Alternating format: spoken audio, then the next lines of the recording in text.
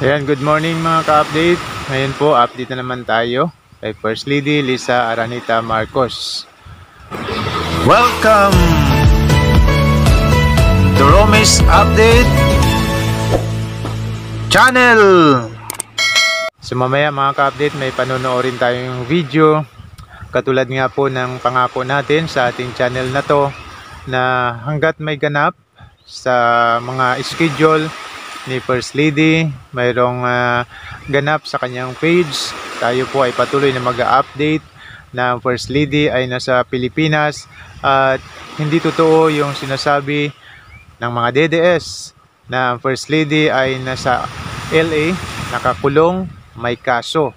At pangako din natin na kapag wala ng ganap sa kanyang mga schedule o hindi na natin siya nakikita dito sa Pilipinas, wala nang ganap sa kanyang page, tayo rin po ay magbablog na sasabihin na maaaring totoo na nga ang sinabi ng mga DDS na ang First Lady ay nasa LA na at nakakulong.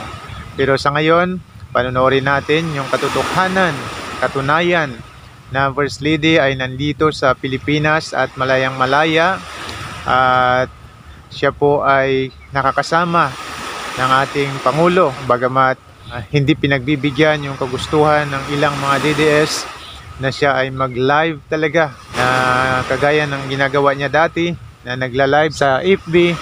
So hindi sila pinagbibigyan, kaya naghihimutok at sinasabi nila na yun lang daw yung talagang magpapatunay sa kanila na ang First Lady nga ay nandito sa Pilipinas.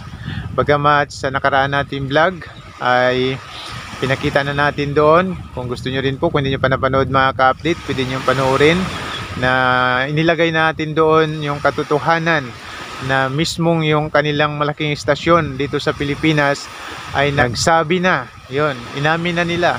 Parang sabi ko nga ay binagayway na nila yung kanilang puting bandera at sumuko na sa kanilang kasasabi na ang First Lady ay nasa LA at nakakulong, sapagkat sila rin ay nag-post na nag-cover na sinasabi nila na dumating na sa Malacanang ang Prime Minister ng Singapore at sinalubong ni Pangulong Bongbong Marcos at ni First Lady Lisa Aranita Marcos. So yun yung malaking patunay na mismong sila ay inaamin na nila na talagang ang First Lady ay nasa Pilipinas at hindi totoo yung sinasabi nila na nasa LA at nakakulong. So ito, panoorin na natin mga ka-update yung video na sinasabi ko.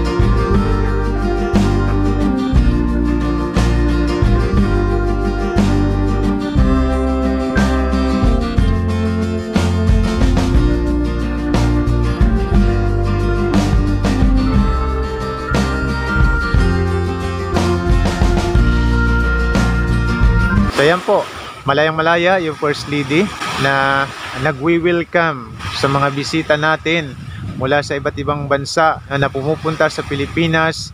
Diyan makita natin na sinamahan siya ng First Lady, pre-promote ng First Lady yung sariling atin diyan sa likha, na kung saan ay likhang Pilipino talaga yung mga gawa diyan, para makilala sa buong mundo yung talento ng mga Pilipino na mayroon tayo sa paglikha ng mga kagamitan. Pinapakita yung pagiging malikhain ng mga Pilipino, taas noo sa buong mundo, na ipinagmamalaki ng First Lady yung gawang atin. So tatambakan natin ang ebidensya, yung mga nagsasabi ang First Lady ay may kaso sa LA. Tayo nga nagsasabi lagi na ebidensya. Pag mayroon silang ebidensya na ipakita, picture lang na First Lady ay nakakulong, maniniwala naman tayo sapagkat hindi sarado yung ating kaisipan na paniwalaan yung katotohanan. Unlike naman dyan sa nakakita na ng ebidensya, nakakakita na ng katotohanan na First Lady ay nandito sa Pilipinas pero pilit na sinasarado yung kaisipan. Sa hindi po nakagusto ng ating vlog na to, humingi ako ng pasensya pero lagi nating sinasabi na tayo nasa katotohanan lamang. At sa nakagusto naman ng ating vlog na to, palike na lang po sa mismong video, pa-share na rin po at pa-subscribe na rin po sa aming maliit na channel. So muli po, maraming salamat sa panonood at suporta. Glory to our Lord Jesus Christ and God bless po sa ating lahat.